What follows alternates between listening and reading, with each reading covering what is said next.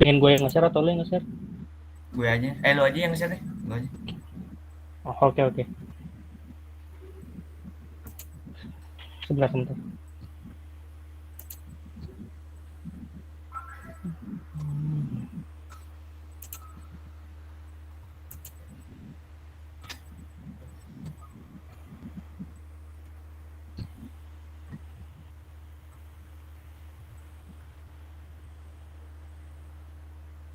Udah gak, apa kelihatan semua belum? Udah kelihatan. Udah kelihatan.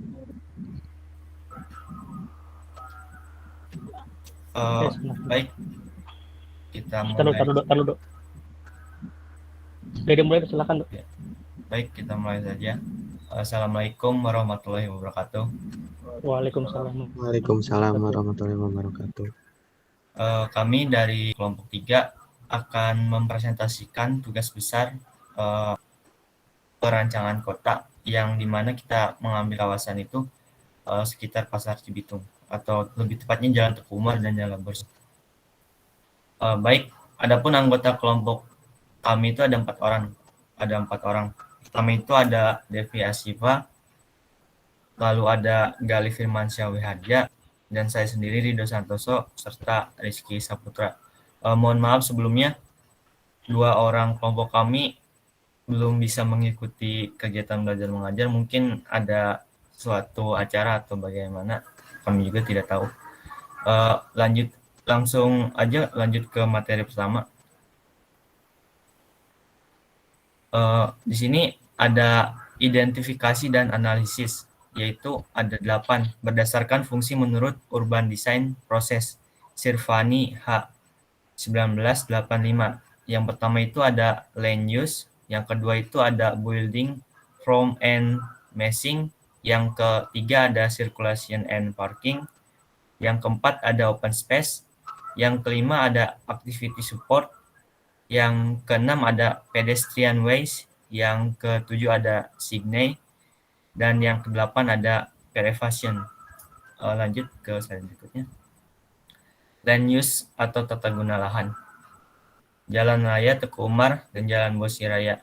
Area pertokoan didominasi oleh bangunan 2 lantai, kira-kira 11 meter sampai atapnya, dengan jalur tingginya pedestrian 30 cm dan lebarnya itu 1,2 meter.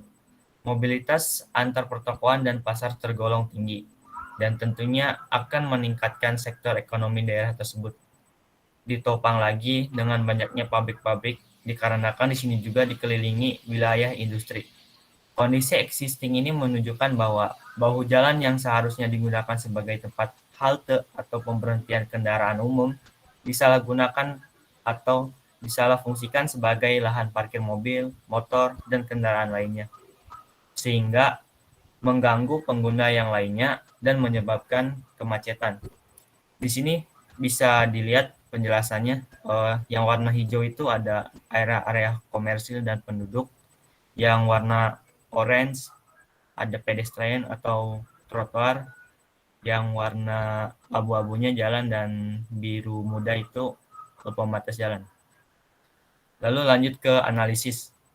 Analisis area pada sisi barat didominasi oleh pertokoan seperti elektronik dan sebagainya, dan juga ada tempat-tempat jasa seperti bank. Sedangkan daerah sisi timur ada pabrik dan juga rumah sakit. Namun secara keseluruhan daerah ini adalah daerah komersil, karena pada dasarnya daerah komersil terutama banyak warga yang menjual bahan pangan sehari-hari dan juga bahan lainnya. Lanjut ke potensi. Terletak di kawasan industri terbesar di Asia Tenggara yang merupakan koridor penghubung dan jalur utama industri dan perdagangan. Jalan ini termasuk jalan vital yang padat yang dapat meningkatkan sektor ekonomi, yang memiliki mobilitas area yang tinggi, pertokoan yang padat, serta sektor komersil, terutama pasar. Isu-isu di daerah sini antara lain adalah, yang pertama itu ada tempat parkir yang kurang. Yang kedua, ruang terbuka hijau kurang. Yang ketiga ada tidak terdapat halte kendaraan umum. Yang keempat, kurangnya fasilitas jalan. Yang kelima, trotoar yang disalahgunakan. Lanjut ke slide berikutnya. Lalu yang kedua itu ada building, form, and massing. Figure ground. Di sini kita jelaskan dulu mengenai figure ground. Kita ambil juga dari materi yang dikasih Papur. Teori figure ground digunakan untuk menunjukkan tekstur dan pola-pola tata ruang perkotaan, urban, pabrik, dan mengidentifikasi masalah keteraturan massa. Dalam teori figure ground, yang menjadi faktor utama adalah solid and void, di mana solid menunjukkan massa bangunan dan void menunjukkan ruang-ruang terbuka. Elemen solid dan void tidak terlihat secara terpisah karena dua-duanya merupakan satu kesatuan dan membentuk unit perkotaan yang menunjukkan tekstur dan pola-pola bangunannya dengan skala yang lebih besar. Pola dan dimensi unit koridor. Bentuk bangunan di Jalan Teguh Umar dan Bosih didominasi bentuk-bentuk persegi. Rata-rata bangunan memiliki ketinggian 2 lantai dan juga ada yang 3 sampai 5 lantai. Di sini juga GSB belum Ki. Di sini juga GSB-nya hampir tidak ada, KDB maksimalnya 85 sampai 90%. Ketinggian masanya rata-rata di 3,5 meter sampai 13 meter. Dan juga jarak antar massa bangunannya hampir tidak ada. Lanjut. Yang ketiga itu ada circulation and parking. Lanjut ke analisa permasalahan. Analisa permasalahannya itu bahwa jalan digunakan sebagai tempat parkir liar bagi kendaraan, terutama kendaraan para pengunjung atau penjual di pasar. Dengan adanya parkir liar, bahwa jalan yang seharusnya bisa digunakan sebagai tempat pemberhentian kendaraan umum malah digunakan untuk parkir, sehingga membuat jalan menjadi sempit dan selalu terjadi kemacetan. Bisa dilihat di gambar di atas itu bahwa jalan yang digunakan sebagai lahan parkir. Adapun solusinya, yang pertama itu pemanfaatan lahan parkir yang ada di dalam pasar atau membuat lahan parkir di dalam pasar menjadi 2 lantai, sehingga dengan ini bahwa jalan tidak akan digunakan lagi sebagai lahan parkir. Yang kedua, menyediakan rambu-rambu lalu lintas seperti zebra cross untuk penyeberangan dan juga tanda dilarang parkir di bawah jalan. Yang ketiga, membuat halte pemberhentian angkutan umum agar angkutan umum tidak menurunkan atau menaikkan penumpang sembarangan. Lanjut ke materi selanjutnya. Masih dengan circulation and parking, Jalan Teguh Umar sendiri adalah jalan utama atau jalan pantura yang hanya satu arah, sedangkan Jalan Bosih adalah jalan menuju pemukiman dan jalan dua arah. Di area ini, jika jam-jam tertentu seperti jam berangkat dan pulang kerja, selalu ramai dengan kendaraan baik roda 4 maupun roda 2. Lanjut ke materi berikutnya. Yang keempat itu ada open space. Di daerah ini sama sekali tidak memiliki area terbuka. Semuanya penuh dengan bangunan. Entah bangunan pertokoan, bangunan jasa, ataupun bangunan tempat tinggal. Dan di daerah ini bangunannya sama sekali tidak memiliki jarak antara bangunan satu dengan bangunan yang lainnya. Analisis permasalahannya. Yang pertama itu merupakan koridor yang padat, sehingga sulit menjadikan ruang terbuka hijau ataupun ruang publik. Yang kedua, trotoar yang sempit dan malah disalahgunakan sebagai tempat pedagang kaki lima berjualan dan juga lahan parkir, sehingga sulit meletakkan vegetasi. Solusinya yaitu yang pertama, memperlebar trotoar untuk mempernyaman pejalan kaki serta menambah ruang untuk penanaman vegetasi. Yang kedua, menertibkan PKL dan parkir liar agar trotoar dipergunakan sesuai dengan fungsinya.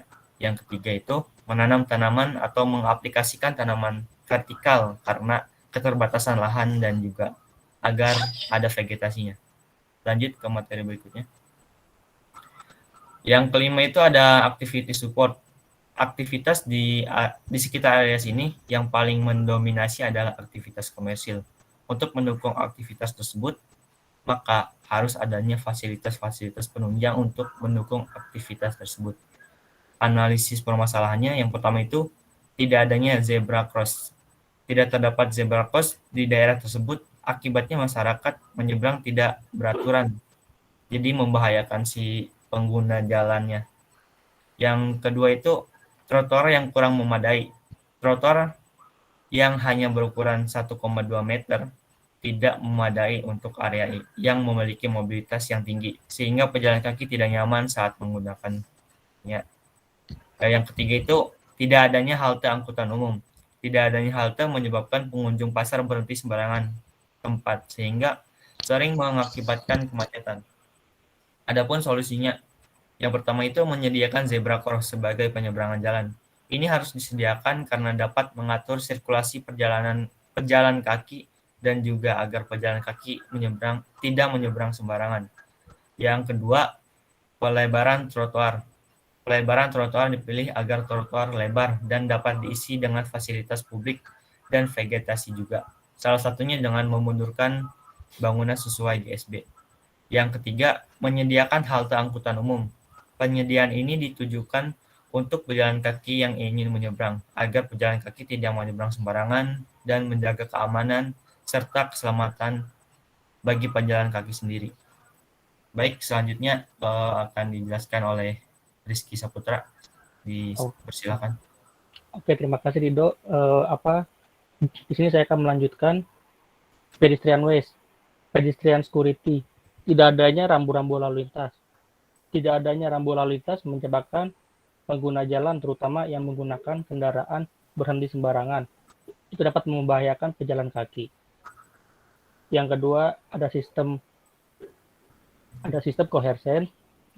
Kelengkapan pedestrian tidak sesuai standar. Tidak terdapat vegetasi, penyeberangan jalan, trotoar yang sempit, rambu pejalan kaki, zebra cross, dan rambu lalu lintas. Untuk yang ketiga, ada pedestrian convenience. Trotoar sempit karena bangunan tidak sepadan jalan. Trotoar yang sempit ini tidak memenuhi pengguna yang banyak karena di daerah sini banyak kegiatan dan mobilitas yang sangat tinggi. Bisa dilihat langsung dari fotonya. Di sini fotonya terlihat trotoar sangat sempit dan banyak sekali pedagang kaki lima di atasnya. Lanjut, ini solusi. Solusi yang pertama adalah pelebaran trotoar. Trotoar diperlebar dengan mempertegas garis sepadan jalan tiap bangunannya, dengan melengkapi fasilitas ramah lingkungan bagi pejalan kaki seperti kursi dan petunjuk jalan untuk kaum disabilitas. Untuk solusi yang kedua, penambahan vegetasi. Ditambahkannya sejumlah vegetasi di bibir trotoar selain berfungsi sebagai penghijauan dan penyejuk udara. Vegetasi juga mampu menyaring polusi dan meredam kebisingan. Untuk solusi yang ketiga, penambahan kelengkapan pedestrian dan rambu lalu lintas. Penambahan ini bertujuan agar pengguna jalan dan pengguna trotoar atau pejalan kaki merasa aman dan nyaman saat menggunakan trotoar ataupun saat berjalan kaki. Ini juga dapat menghindari permasalahan antara pengendara dan pejalan kaki. Untuk lainnya, analisa permasalahan, tidak terdapat rambu dilarang parkir dan dilarang berjualan di trotoar. Tidak adanya rambu ini menyebabkan pengendara parkir sembarangan di bahu jalan dan juga pedagang kaki lima berdagang di atas trotoar.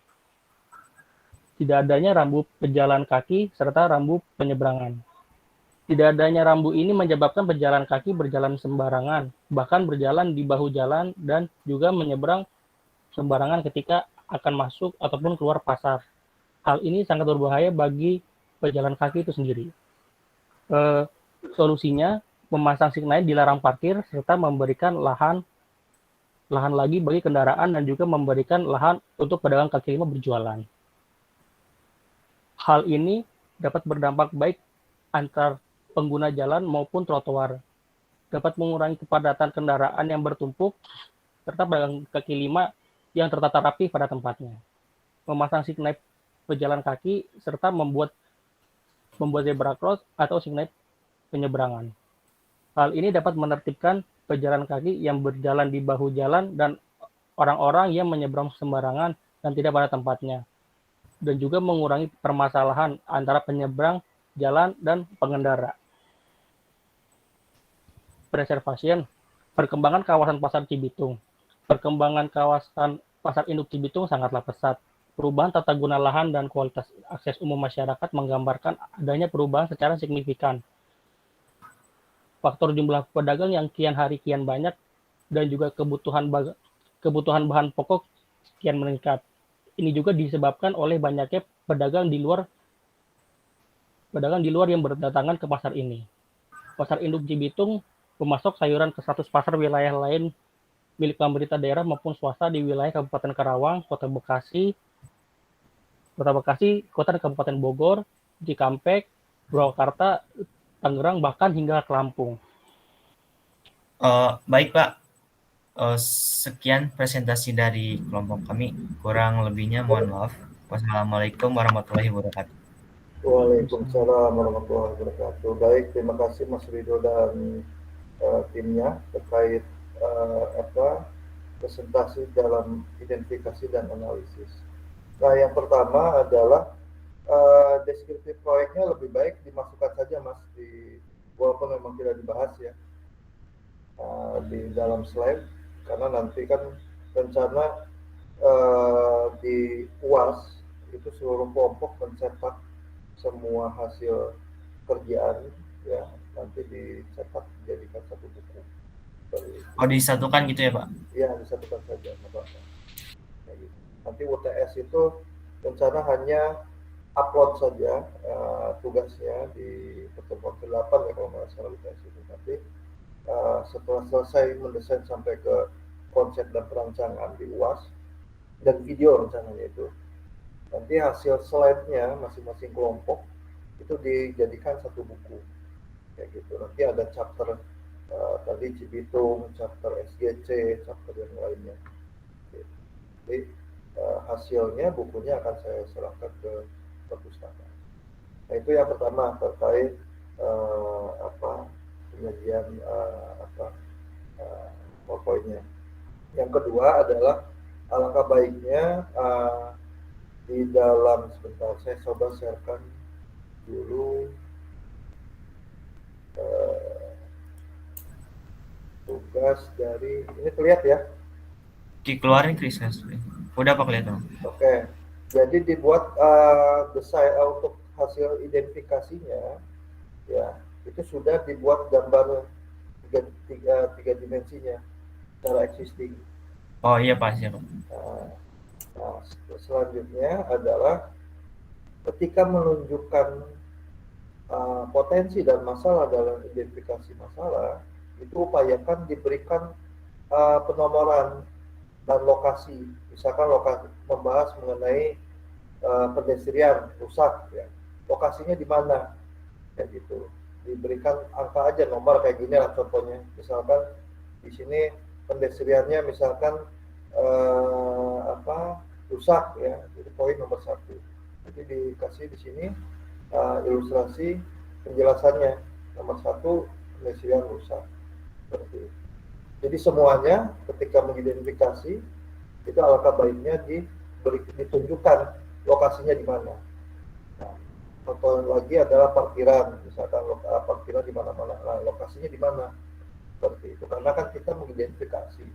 Ketika mengidentifikasi itu si penyimak itu harus mengetahui lokasinya di mana, masalahnya di mana, seperti itu. Jadi timnya Rido ini belum sampai ke menunjukkan lokasi. Terus yang selanjutnya untuk tim Rido dan Santoso, coba cari ya referensi terkait 8 elemen ini. Ya, 8 elemen ini apa saja sih sarana prasarana yang dibutuhkan? Misalkan sirkulasi parking. Kriteria dalam sirkulasi parking ini yang dibahas apa sih? Seperti itu. Misalkan parkir itu kebutuhannya lahan, yang kedua bagaimana kriteria dalam penempatan parking secara teori atau peraturan. Seperti itu. Jadi semua dibuat tabel saja. Dibuat tabel 8 elemen, ya pembahasannya apa saja sih? Parking apa, tata guna lahan, misalkan tata guna lahan berbicara mengenai peruntukan lahan, mengenai apa, terus tadi ruang terbuka hijau, kayak gitu kan. Kriterianya seperti apa sih secara peraturan ataupun secara uh, apa sarana prasarananya yang harus disedia dalam ruang terbuka hijau itu apa saja. Nah, itu yang akan dijadikan Mas untuk tim ini untuk membahas ketika nanti merancang sebuah konsep seperti itu. Karena kan yang semua tim ini kan mengacu kepada melihat kriteria dari masing-masing 8 elemen ini dari contohnya. Nah, supaya lebih memahami dari 8 elemen ini, ya di breakdown dulu kayak gitu. Item-item aspek-aspek apa saja yang perlu dibahas atau masuk ke dalam sebuah konsep rancangan. Itu Mas Rido dan Mas Rizky ya. Baik, Pak. Oke. Nah, yang selanjutnya silakan lanjut ke apa? Setelah ini slide-nya apa, Mas Rido? Setelah ini tuh kalau nggak salah tuh konsep perencanaan, Pak. Nah, silakan langsung ke konsep perencanaan. Iya. Gitu. Jadi waktunya silakan. Terima kasih Pak atas masukannya, Pak. Ya, jadi masukannya silakan itu kalian kerjakan. Ini kan ada 4 orang nih berbagi tugas, waktunya 2 minggu. Kayak gitu, 2 minggu. Harapannya ketika UTS kalian tinggal mengupload hasilnya. Kayak gitu. Jadi minggu depan tidak perlu asistensi karena kan ini konsep ya. Kalau konsep itu perlu waktu nih karena dalam sudah mulai mendesain kan. Seperti itu. Jadi Mas Rido dan tim silakan langsung ke konsep rancangannya. Jadi tugasnya UTS-nya adalah itu kayak gitu. Baik, Pak. Ke konsep rancangan. Jadi Baik, Pak. minimal tim kelas ini mengurangi tugas ketika di UTS lah. Karena saya tahu kan di UTS itu pasti seluruh dosen adalah memberikan tugas seperti itu. Minimal mata kuliah ini di UTS sudah lagi tidak mengerjakan karena tidak mengumpulkan. Oke, terima kasih Mas Rido, Mas Rizky atas presentasi dan tugas yang sudah dikerjakan. Siap, Pak. Nanti dicatat dan diperbaiki ya untuk penambahannya. Baik, yang selanjutnya silakan tim mana lagi yang mau presentasi?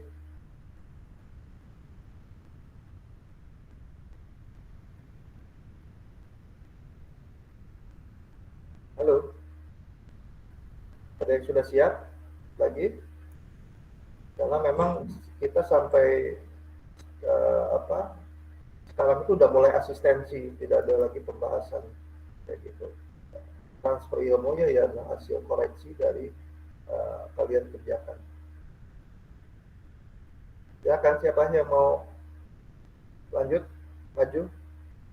Untuk kelompok saya Pak, mohon maaf, mungkin saya mau lebih memperlengkap lagi ya. Oh ya, Mau dilengkapin dulu Pak, soalnya itu belum mencakup semua poin-poin yang tadi Bapak berikan masukan juga. Makanya mau saya masukkan dulu. Oke, kalau kayak gitu Mas Alfian dan tim silakan dilengkapi. Setelah dilengkapi di email saja ya. Oke, siap Pak. Hasil presentasinya direkam saja ya nanti di email. Oke, siap Pak. Ini Pak, kalau misalnya mau mengajukan asistensi di luar perkuliahan bisa ya Pak? Bisa, saya libur itu Selasa, Kamis, Minggu. Oke, siap Pak. Di luar itu Sabtu ada.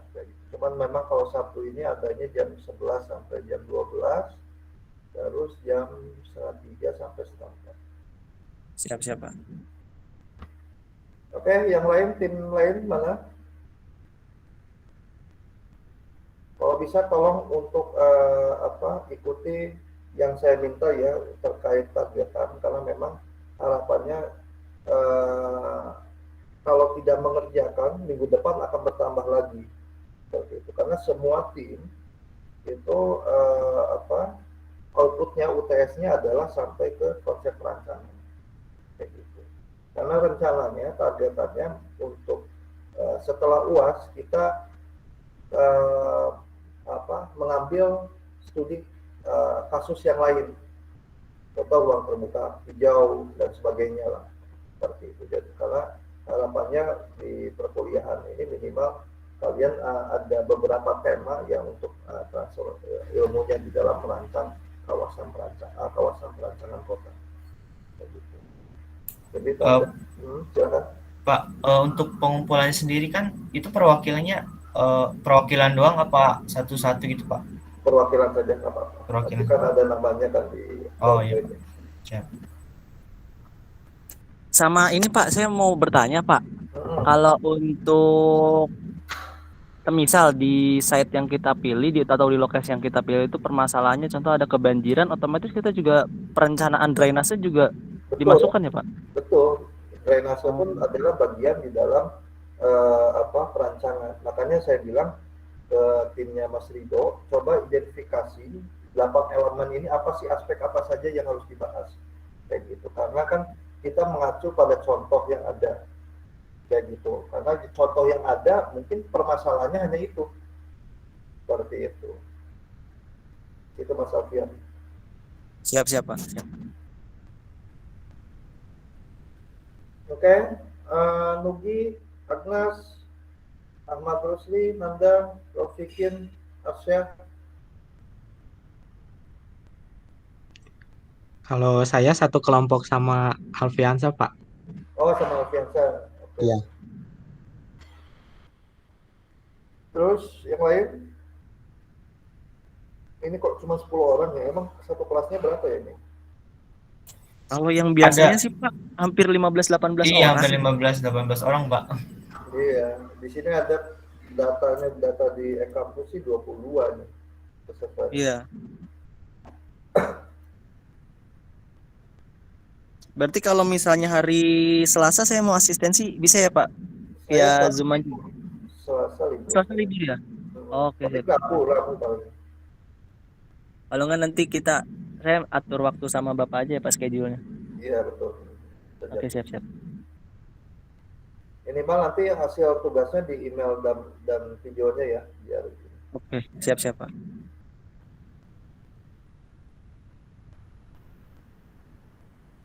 Ayo, Berarti baru ada satu kelompok doang ini Pak. Iya, ini nih. Harus ini ya, tolong fokus, karena kalau nggak mengerjakan minggu depannya bertambah-tambah lagi. Dan sekarang UTS ini kan berarti tinggal 2 minggu lagi nih. Sekarang pertemuan ke-6 nih, kayak gitu. Untuk membuat sampai ke konsep perancangan, 2 minggu itu waktu yang sedikit. Kayak gitu. Jadi kalau belum akan bertambah kesulitan di dalam penyelesaiannya. Karena berharap yang sudah selesai itu benar-benar fokus di dalam mendesainnya yang bagus. Kayak gitu. Jangan sampai asal-asalan. Saya nggak mau tugas kalian untuk perancangan asal mengerjakan gitu. Jadi nanti harus sampai ke tender dengan kualitas yang bagus. Karena outputnya saya harapannya adalah kelas ini bisa mengeluarkan video kayak gitu. Video nanti yang terpilih akan saya upload di YouTube-nya Prodi.